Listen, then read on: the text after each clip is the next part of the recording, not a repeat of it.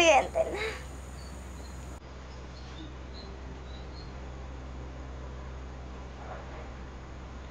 Tumingin na! Kaya ako ginising ni Lolo.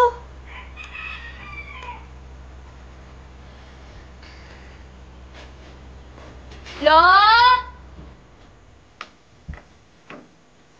Lolo Santi? Lo? Lo? Lolo? Lolo Santi? Lo?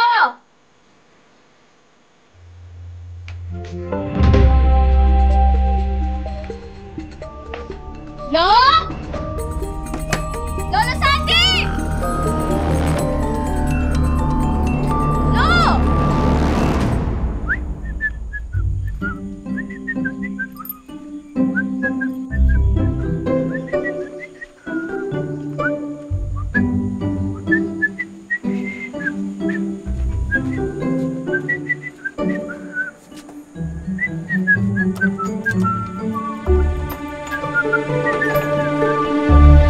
Oh!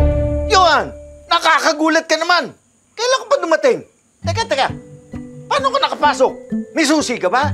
Lumipad ako. Dumaan ako sa bintana sa taas. Nagamit ko na rin yung pagiging aswang ng family natin. Piloso pa talaga tong batan to? Hindi nga! Paano ka nakapasok? Ano nga to? Paano nakapasok? Uy, Johan! Oo, ma. Sobrang weird nga ni Lolo eh. Nagiging maulyanin na. Sige anak, pagbalik ko pupuntahan ko kayo kaagad dyan ha. Ano ibig mo sabihin ng pagbalik mo, ma? Wala man lang sense of urgency. Tatay mo tong pinag-uusapan natin, ha? Johan, watch your tone. Kailangan ko din tapusin ang trabaho ko dito. Pagkadalik na pagkabalik ko dyan, pupunta agad ako. Kukumbinsihin ko ang lolo mo. Huwag mong palalain ang sitwasyon. Ma, concerned lang naman kasi ako. Kung kailan kasi nakakagawa na tayo ng masasayang memories with Lolo, tsaka naman unti-unting mawawala. The least that you can do now, isabantayan mo siyang mabuti. Johan! Narinig ko kanina nagagalitan mo nanay mo sa telepono. Ano ba yon? Wala lang yun. Tinatanong ko lang siya kung kailan siya babalik at pupunta dito. Ganun ba? Hindi mo kailangan kagalitan yun. Nanay mo pa rin siya. Kailangan may respeto kahit papano.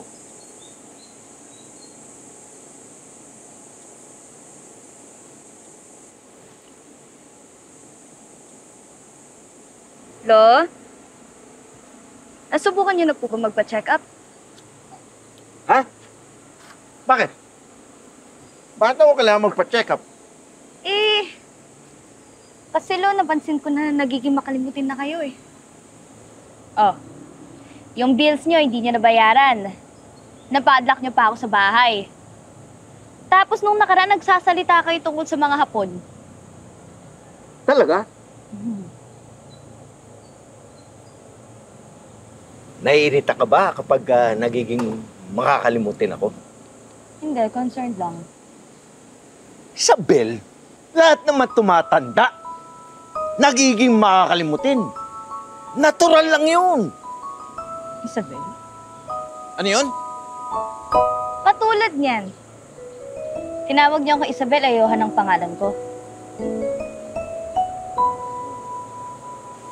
Talaga bang nagiging makakalimutin na ako?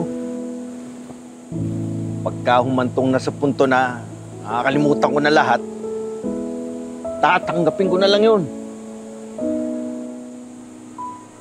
Hello? Sumama na lang kayo sa amin? Iwan niyo na tong bahay. At least doon may makakausap kayo. Tapos lagi tayong magkikita. May mag-aalaga sa inyo. Ngayong magiging ulyanin ako, tsaka nyo isipin na alagaan ako. Di ko naman hiningi na alagaan nyo ako eh. Likpit mo yung kinaina mo ha.